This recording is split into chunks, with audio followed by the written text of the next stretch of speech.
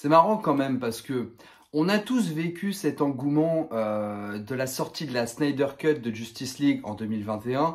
Pour refaire un petit rappel, la version de Joss Whedon de 2017 qui avait été une catastrophe et vraiment blâmée et boudée par le public. J'ai envie de vous dire, cette histoire, elle a déjà existé dans les années 80. On va parler de Superman 2 tout de suite. Cette review, elle va être un petit peu particulière parce que finalement, on va parler de deux films. On va comparer la version de Superman 2 sortie au cinéma de Richard Lester et on va comparer la Richard Donner's Cut qui est sortie en 2006. Pour recontextualiser un petit peu tout ça avant de comparer les films. Il faut savoir que lorsque Richard Donner a réalisé son premier Superman, en fait, il avait tourné deux films. Il avait tourné le premier Superman et la deuxième partie de son film, qui allait être l'histoire qu'on connaît tous de ce film. Pour des raisons diverses et variées, divergences d'opinion et moult raisons qui n'appartiennent qu'au réalisateur et à la Warner, Richard Donner quitte le projet. Et la Warner va embaucher le réalisateur Richard Lester. C'est compliqué parce que les deux s'appellent Richard. Donc Richard Lester pour finaliser le Superman 2. Sauf qu'ils ont un petit problème. Pour que Richard Lester soit libellé réalisateur du film, il faut qu'il ait réalisé au moins 75% du film. C'est pourquoi Superman 2 va avoir droit à énormément de reshoots, va avoir droit à des scènes additionnelles, une nouvelle réécriture sur l'introduction du film. On va en parler tout de suite dans la comparaison.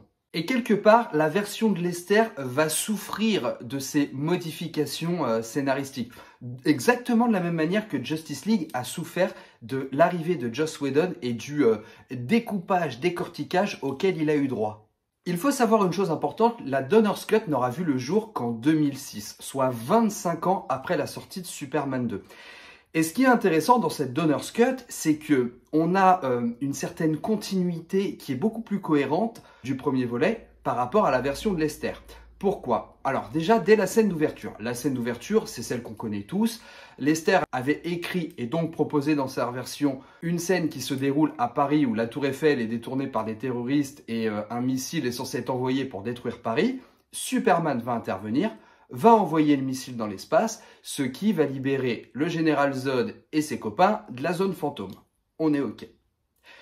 Dans la Donner's Cut, c'est un petit peu différent parce que c'est les événements du premier film qui vont libérer Zod parce que c'est le missile envoyé par Lex Luthor à la fin du premier volet que Superman enverra dans l'espace et qui libérera le général Zod. Ce qui quelque part est beaucoup plus cohérent étant donné qu'on est vraiment dans une continuité où Superman et Superman 2 version Donner's Cut devaient être en réalité un diptyque. Étant donné que le général Zod est introduit dans le premier volet et en plus c'est lui qui ouvre le film.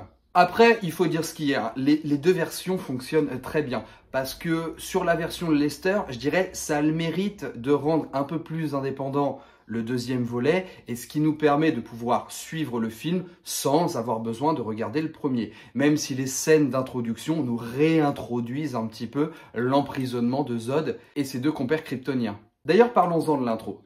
Vous avez noté cette petite différence? Non? Chez Lester, on entend mais on ne voit pas Jor-El. Chez Donner, on voit Jor-El. Je vous en parle un petit peu plus tard. Au niveau de l'écriture, Lester va amener également une proposition différente sur la manière dont Lois va découvrir l'identité de Superman. Et là, pour le coup, on a vraiment deux lectures différentes et deux propositions qui n'amènent pas du tout la chose de la même manière et qui n'aura pas du coup le même impact psychologique sur les héros. Dans la version de Lester, l'action se passe aux chutes du Niagara où Clark Kent et Lois Lane sont en reportage pour soulever une escroquerie dans un hôtel et pour des couples amoureux, donc ils se font passer comme tels. Lois, soupçonnant Clark d'être Superman, va se jeter dans les chutes du Niagara. Et Clark, voulant protéger son secret, ne va pas se dévoiler et va aider Lois d'une manière assez désinvolte, je dirais, parce qu'il va juste scier une branche pour qu'elle se rattrape à une branche, mais finalement, on compte beaucoup sur le petit bonheur, la chance. Et ce qui me dérange dans cette scène, c'est que le fait de compter sur la chance, le fait que on ne provoque pas, entre guillemets, cette chance-là et qu'il n'y a pas une intervention divine, d'une certaine manière, de Superman. À l'instar de la version de Donner, où lorsque Lois va soupçonner Clark d'être Superman, alors déjà la scène va se dérouler au Daily Planet directement. Lois va dire à Clark qu'elle va se jeter par la fenêtre et qu'elle devra le rattraper, là où elle s'exécute, donc elle se jette par la fenêtre, et à la nuance, c'est que Clark va descendre en hyper vitesse en bas et va amortir la chute de Lois. C'est-à-dire qu'il va avoir un vrai rôle dans le sauvetage de Lois, tout en gardant ses distances et en ne cramant pas son identité. Là, la version de Donner est beaucoup plus pertinente parce que on n'a pas ce côté un peu hasardeux, ce côté où on compte sur la chance pour que Lois soit sauvée, mais on a une réelle intervention de Superman qui n'a pas l'intention de laisser Lois en danger et qui est suffisamment malin pour conserver son secret. Là où la version de Lester justement pêche un petit peu et manque, à mon sens, légèrement de cohérence par rapport à l'état d'esprit de Superman, c'est que Superman n'aurait jamais mis Lois en danger pour protéger son secret. Il aurait d'ailleurs jamais mis en danger personne pour protéger son secret. Et ça, c'est fondamental. Et même au moment de la découverte, on va dire, de la révélation du secret, quand Donner va nous proposer une version beaucoup plus sous tension, Lester désamorce un petit peu la révélation en jouant sur la maladresse. Parce que Clark va en fait trébucher, tomber dans le feu de cheminée, va soi-disant se brûler la main, et quand Lois va voir sa main, elle va constater que la main n'est pas brûlée. Il y a deux problèmes sur cette proposition, c'est que, un, Superman ne tombe pas. Superman ne tombe pas, ça n'existe pas. Clark Kent, oui, mais parce que Clark Kent, il joue la comédie. Donc Clark Kent jouant la comédie ne tomberait pas volontairement dans le feu. Alors, on peut avoir une lecture par rapport à cette proposition, le fait qu'il ait fait exprès de tomber dans le feu pour pousser Lois à trouver son secret. Mais quelque part, ça n'a pas de sens, parce que c'est quand même jeté dans les chutes du Niagara pour démontrer qu'il était Superman. Donc à ce moment-là, il fallait tout dire tout de suite, hein, plutôt que de jouer de ce genre de choses. Donc cette scène-là est moins impactante. Version Donner, Lois, avec un pistolet, va menacer Clark, en lui disant « Je vais pas me mettre en danger parce que ça n'a pas marché quand je me suis jeté de la fenêtre du Daily Planet, mais je vais te tirer dessus, et si t'as rien, c'est que t'es Superman. » Et là, t'as quand même une tension, parce que tu te dis « Elle va pas oser. Elle va pas oser lui tirer dessus. Elle va oser. » Elle va oser, et Clark va donc se révéler en lui disant être Superman. Et là, il y a un côté où il est sur le fait accompli. Il est obligé de révéler. Donc, si tu veux, à ce moment-là du film, je précise à ce moment-là du film, il ne remet pas en jeu sa responsabilité kryptonienne pour Lois. Et ça, c'est beaucoup plus impactant. Alors, la suite du film voudra qu'il le fera, mais en même temps, c'est quoi de plus humain, quelque part? Et au moins, je trouve que cette scène joue sur beaucoup plus d'enjeux, même si Lois va révéler que c'était des balles à blanc, ça laisse quand même une certaine tension, et je préfère cette proposition. Et en plus, cette proposition appuie les traits de caractère des deux personnages, c'est-à-dire une Lois qui ne lâche pas le biscuit et qui va au bout de ses convictions, et un Superman qui cherche à tout prix à rester responsable face au dilemme que Lois lui impose. On va noter aussi une différence de taille, et à mon sens, c'est cette différence qui va beaucoup faire souffrir la version de Lester, c'est quand Superman va emmener Lois dans sa forteresse de solitude et qu'il va expliquer que finalement il veut mettre sa vie de kryptonien, ses responsabilités kryptoniennes vis-à-vis de la Terre de côté pour vivre son idylle avec Lois. Évidemment, au même moment, Zod arrive sur Terre, est en train de foutre la pagaille, et Superman, vivant son petit moment intime avec Lois, a absolument passé à côté de sa responsabilité de protéger la Terre. Ça, c'est un fait. Sauf que dans la version de Lester, on a quelque chose de beaucoup plus léger en termes de poids de responsabilité. Alors déjà parce que Superman s'adresse à sa mère Lara. Il faut savoir que dans la version de Lester, tous les plans avec Jor-El ont été coupés parce que Marlon Brando, étant solidaire de Richard Donner, ne voulait pas apparaître dans la version de Lester. Et vous allez voir que ça allège beaucoup de choses qui auraient dû être pertinentes et qu'on comprendra après dans la version de Donner. Mais dans la version de Lester, du coup, Superman en costume de Superman, et c'est super important, vous allez voir pourquoi, s'adresse à sa mère, et sa mère lui explique que s'il choisit une vie humaine avec une humaine, il devra renoncer à ses pouvoirs kryptoniens. Choix difficile, mais finalement qu'il accepte avec une certaine facilité parce qu'il aime Lois. Donc là, à ce moment-là, Superman se montre égoïste, totalement humain, totalement compréhensif, et met totalement de côté ses responsabilités. Il va effectivement rentrer dans cette cabine qui va exposer en fait les rayons du soleil rouge de Krypton pour tuer les pouvoirs de Superman. Et effectivement, on va avoir une espèce de dissociation. Et ça m'a beaucoup gêné au visionnage du film. C'est-à-dire qu'on va voir un Superman disparaître pour laisser apparaître un Clark Kent. Et j'aime pas cette proposition parce que pour moi, Superman et Clark Kent ne sont pas deux personnes différentes. C'est deux facettes d'une même personne. Mais c'est beaucoup plus complexe que ça parce que Clark Kent, en tout cas le personnage public de Clark Kent, est un masque. Ce n'est pas une deuxième personnalité. Dans la Donner's Cut, c'est très différent. C'est quasiment la même scène, mais qui nous dévoile une symbolique bien plus importante. Déjà, Superman s'adresse à son père. Et ce que j'adore, c'est que, en termes de costume, physiquement, on a vraiment mis la liaison entre Clark Kent, personnage public, et Superman. Parce que déjà, Superman n'est pas en costume. Je vous ai dit que c'était hyper important. Superman est habillé en civil, on va dire, comme Clark Kent, sauf qu'il est beaucoup moins attrayé que Clark peut l'être dans la vie publique, c'est-à-dire la chemise un peu déboutonnée, pas les lunettes, et les cheveux un petit peu décoiffés. Donc on a vraiment, en termes d'esthétique, le contraste parfait entre Clark et Kal-El. Et quand il s'adresse à son père, quand il s'adresse à Jor-El pour lui expliquer son vœu de vivre avec Loïs, c'est un enfant qui demande la permission. On l'a littéralement, ce n'est pas une discussion d'adulte. Kal-El parle à son père. Ce n'est ni Superman, ni Clark Kent qui demande conseil. Et donc, c'est Kal-El qui va rentrer dans cette cabine, et c'est Kal-El qui va ressortir de cette cabine. Donc c'est beaucoup plus impactant, parce que là, on a Superman dans sa nature la plus sincère et la plus entière. Et en plus de ça, Jor-El, en demandant à Kal-El et en lui expliquant le choix qu'il a à faire de renoncer à ses pouvoirs, il lui explique littéralement qu'il ne fait pas que renoncer à ses pouvoirs, il renonce à sa responsabilité de protecteur de la planète Terre. Il renonce à l'héritage kryptonien que Jor-El lui a inculqué et de quelle manière il devait se servir à bon escient de ses pouvoirs. Et tout ça est gommé dans la version de Lester. Alors imaginez un petit peu l'impact supplémentaire que nous propose la Donner's Cut. Je pense que je n'ai pas besoin de vous préciser quelle version j'ai préférée. Alors après cet événement, les deux versions vont proposer relativement la même chose.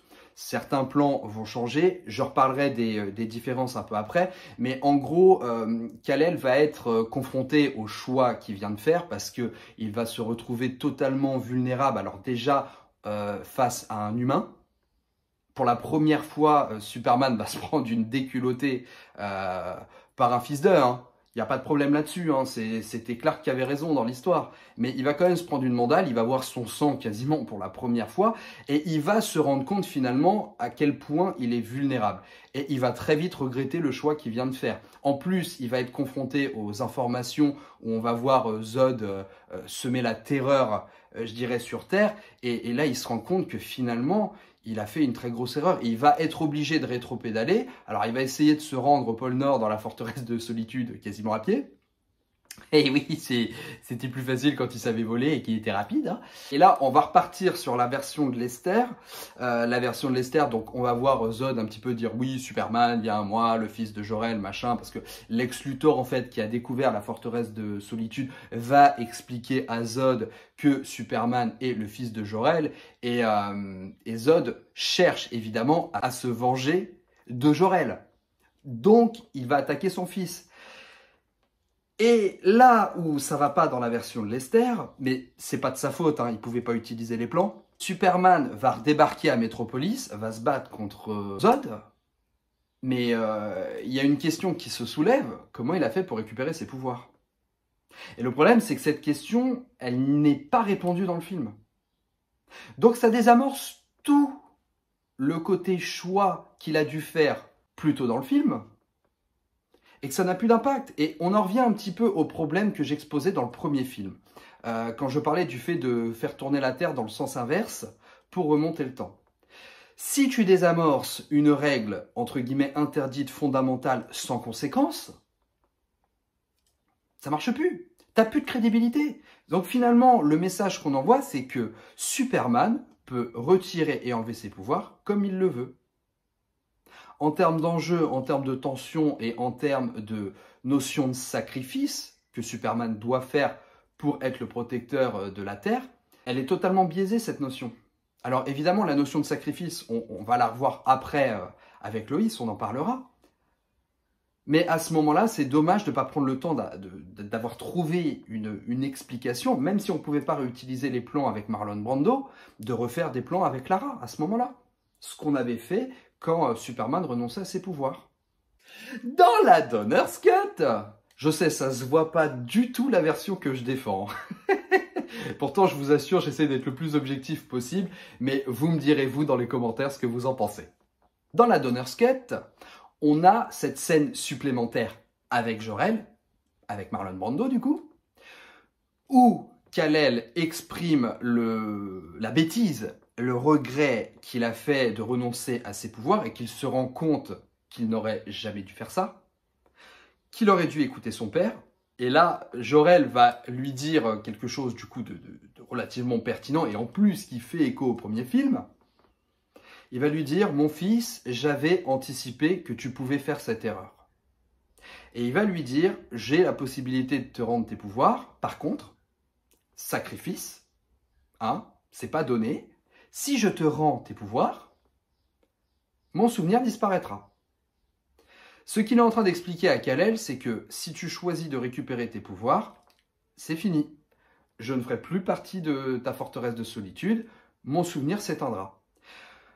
En gros, Kal-El doit faire le choix entre ses pouvoirs et son père. Je vais même plus loin. Il doit faire le choix entre ses responsabilités et son père. Évidemment, Jor-El préfère que son fils choisisse ses responsabilités. Vous l'avez compris, c'est ce qu'il va faire. Et du coup, Jor-El disparaîtra. Mais là où c'est pertinent, c'est qu'on sait comment Kal-El a récupéré ses pouvoirs. On sait qu'il ne les a pas récupérés sans sacrifice. Et du coup, ça ne désamorce pas la notion, je dirais, définitive de la perte de ses pouvoirs. Parce qu'il se retrouve encore une fois confronté à un choix difficile. Et là où je disais que ça fait écho au premier film, c'est que avant de disparaître, Jor-El va dire à son fils, ça y est, on y est, le fils devient le père et le père devient le fils. J'adore cette réplique. Cette réplique, elle est tellement masterclass. Je voudrais pas dire, mais encore un point de plus pour la Donner's Cut. Faut maintenant qu'on parle du final. Bon, je dois dire que le final, bon, ça se gâte pour mon chouchou, pour la Donner's Cut. Ça se gâte pour la Donner's Cut. Je vous explique pourquoi. Pour le final du film, là, les deux versions vont proposer exactement la même chose. C'est-à-dire qu'on va avoir le combat sur Metropolis, on va avoir la version où Clark va piéger Zod et les deux Kryptoniens en inversant la polarité de la chambre qui expose les soleils rouges. C'est-à-dire qu'il va réussir à supprimer les pouvoirs de Zod et de ses compères, et donc va pouvoir le vaincre. Alors à petite pirouette, il s'est balancé à travers la forteresse de solitude et ils vont tomber dans le vide. Bon, on les voit disparaître, on n'entend plus parler d'eux. Ça c'est ok. C'est après que les deux versions vont avoir une proposition différente. Dans la version de Lester, Lois et Clark vont se retrouver au Daily Planet et Clark, prenant ses responsabilités, ne pouvant pas vivre l'idylle qu'il voulait vivre avec Lois, et voyant Lois en souffrance de ne pas pouvoir vivre ça, va décider, entre guillemets, de lui effacer la mémoire. Oui, pirouette scénaristique un peu prout-prout, je suis totalement d'accord, il va lui faire un baiser qui va lui faire perdre la mémoire. Donc elle va oublier les événements qui viennent de se passer entre eux et elle va oublier du coup que Clark est Superman. Et on va rejouer un petit peu sur le côté « Ah mais t'es jaloux de Superman, mais toi aussi t'as une place chère dans mon cœur, t'as qu'à me ramener un hamburger et tout ». Enfin voilà, ça redevient sur larbin. Moi, j'ai un petit souci, on va dire, sur la forme, la façon dont c'est fait, mais ça tient la route. On va dire que ça tient la route et que c'est que... Ça m'embête de dire ça, mais on va dire que c'est cohérent pour la continuité, d'accord? Donc Clark va juste aller régler ses petites histoires d'ego en allant péter la tronche au gars qui lui avait pété la tronche quand il avait plus de pouvoir. Et le film va se terminer sur le même plan final que le premier film, qui va devenir une espèce de rituel de clôturer les films Superman comme ça. Dans la version de Donner, je vais être sévère. Je vais être sévère parce que là pour le coup, Donner ne va pas proposer une version ni intéressante, ni cohérente. Et c'est typiquement le genre de finale que je déteste dans les films. Il n'y a pas plus facile, mais il n'y a pas plus facile, scénaristiquement, que de poser des finales comme ça. Des finaux? Non, des finales. Je m'explique. En fait, Donner, dans son final, va désamorcer beaucoup de choses, sauf l'état d'esprit de Superman. Je m'explique. Lorsque Superman aura vaincu Zod, il va se retrouver avec Lois en face de la forteresse de solitude, et Superman va détruire la forteresse de solitude. Superbe scène. Superbe. Alors, la scène n'est pas extraordinaire visuellement, hein. Il tire des rayons laser et tu vois exploser la forteresse de solitude. Je parle symboliquement, c'est puissant, parce que d'une certaine manière, dans cette scène-là, Clark considère qu'il n'a plus besoin de cette forteresse de solitude, parce qu'il a totalement embrassé son destin kryptonien de protéger la Terre. Donc cette scène, elle est super puissante et super intéressante. Puis, en voyant que Lois est triste de ne pas pouvoir vivre son idylle avec Superman parce qu'il a trop de responsabilités, etc., Donner va faire mieux que lui effacer la mémoire. Superman va aller dans l'espace, va tourner la Terre en arrière pour remonter le temps jusqu'au tout début du film, comme si tout le film ne s'était rien passé. Alors moi déjà, ça me posait beaucoup de problèmes dans le premier film, parce qu'on parlait encore une fois d'interdiction de gommer les événements qui pouvaient se dérouler. Jor-El l'avait prévenu, et finalement, il le refait. Donc c'est ce que je disais dans la review du premier opus, c'est que quand tu peux remonter le temps, en fait, t'as plus d'enjeu, t'as plus de tension, tu fais ce que tu veux, parce que tu auras toujours une deuxième chance. Je déteste cette proposition. Et donc là, il recommence. Donc finalement, le côté c'est interdit de remonter le temps, les steaks, quoi, vu qu'il le fait quand il veut. Et en plus de ça, pourquoi tu t'es éclaté à détruire ta forteresse de solitude, si de toute façon, en remontant le temps, elle va se reconstruire? Donc, ce final est nul. C'est chiant. C'est chiant. Et là, pour le coup, le final de Lester est beaucoup plus impactant que le final de Donner. Pour conclure, je dois dire que, vous l'avez compris, je préfère de loin la Donner's Cut parce que je trouve qu'elle est beaucoup plus impactante en termes de choix, en termes de responsabilité, en termes de sacrifice aussi, parce que c'est une notion qui est fondamentale dans Superman 2. Et je trouve que la façon dont c'est amené dans la version de Donner est beaucoup plus pertinente. Là où la version de Lester se veut amener quelque chose de beaucoup plus léger, mais qui, à mon sens, souffre beaucoup de l'absence de Jor-El, de l'absence de Marlon Brando. Parce que c'est vraiment Jor-El qui sert de pont sur les responsabilités que doit avoir Superman. Que Lara ne fait pas. Lara, finalement, en termes d'écriture de personnages, ils ont proposé une version malheureusement un peu trop édulcorée, un peu trop stéréotypée même de la maman aimante qui veut le mieux pour son fils.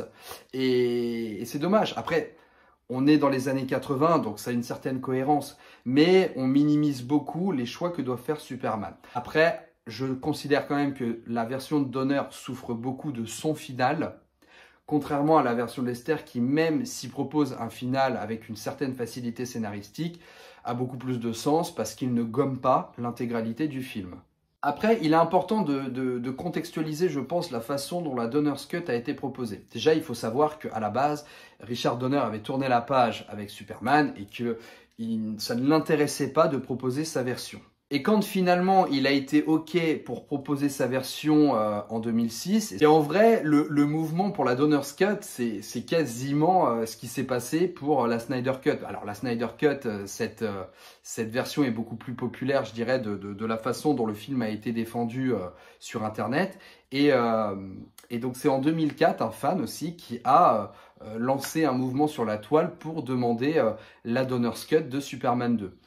Et la difficulté qu'ils ont eue quand ils ont été OK, qu'ils ont voulu remonter le film, c'est que ils ont eu un gros travail de remontage parce que quand ils ont retrouvé les séquences qui avaient été tournées, ils n'étaient pas capables de dire si les séquences appartenaient au premier film, appartenaient au deuxième. Donc il y a eu un vrai travail de remontage. Mais là où ils ont eu aussi beaucoup de chance, ça c'est le producteur Michael Toh qui en parlait parce qu'il s'est beaucoup occupé du remontage de cette Donner's Cut, c'est qu'ils avaient tout. Ils avaient les bandes son, ils avaient les images, ils avaient vraiment tout ce qu'il faut pour pouvoir travailler sur le film. Il fallait juste qu'ils voient de quelle manière ils allaient l'imbriquer et de faire quelque chose de propre et de cohérent. C'est vrai que le fait que Warner ait tout gardé, que ce soit les bandes sonores, les bandes films et tout, ça a vraiment permis à Michael Toh de pouvoir retravailler sur le montage avec tout le matériau de base, que ce soit du premier et du deuxième Superman.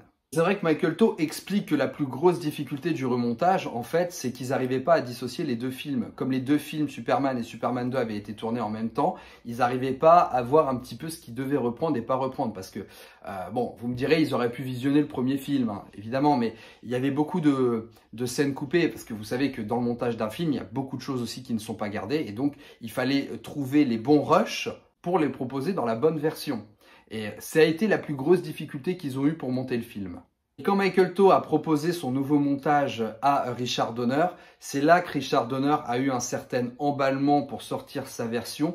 Par contre, là où lui trouvait que la version de Lester était des fois trop lente sur certains plans, Donner décida de couper quelques plans qui apparaissaient dans la version de Lester pour réduire un peu le film, pour avoir quelque chose de plus lisse et dans la continuité qui soit plus régulière. Et on aura cette fameuse Richard Donner's Cut que maintenant vous connaissez si vous l'avez regardé. Alors bien sûr, avec les techniques du moment, Donner a ajouté des effets spéciaux et il avait précisé que fondamentalement, cette version-là, ça aurait peut-être pas été la version qu'il aurait sortie en 1980.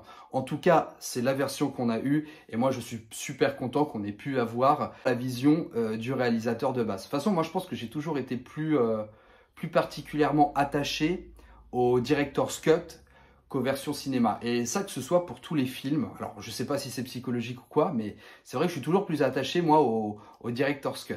Voilà. Ah oui, et je tiens aussi à vous préciser quelque chose. Si vous n'avez pas regardé la Donner's Cut, elle n'existe qu'en VO. Hein. Aucun doublage n'a été proposé pour cette version. C'est grosso modo tout ce que j'avais à vous dire à propos du film Superman 2 et de la Richard Donner's Cut. J'espère que cette vidéo vous aura plu. Vous dites-moi dans les commentaires quelle version du film vous avez préférée et surtout pourquoi.